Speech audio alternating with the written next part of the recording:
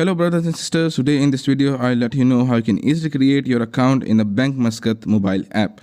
So first, just download it from your Play Store or iOS App Store.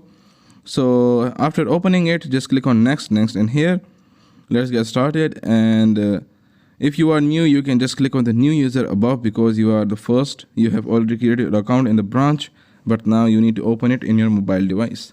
So click on the new user above and then click on next. And I click on the register. Now here you need to add that mobile number which is linked with your bank account. Like while you were opening your bank account, the number which you linked with your account, you need to put that number here. And then with your debit card number, and you need to keep it in your mind that you need to apply it when you have activated your debit card. So how to activate it, I will give the link in the description, or you can also click on the I button.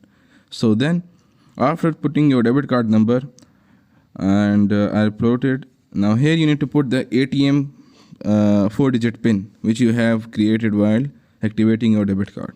So after doing this, let's click on the next. Then they will send you a message on your mobile number.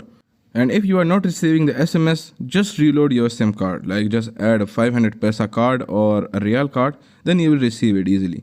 So just click on the remember my choice and then always allow, and then you will receive the OTP. And after this, just create your username and password and just submit it.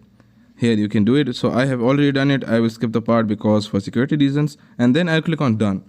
Now from this onwards, your account has been created for your mobile account. Now here just you need this to log into the same account. I click on this and I'll click on login, and let's see. So the first is terms and condition. Just scroll down and agree. And then the next step is they are saying me to enable the touch ID. So I will enable it, and they will send again an OTP to my SIM. So after doing this, my account has been created.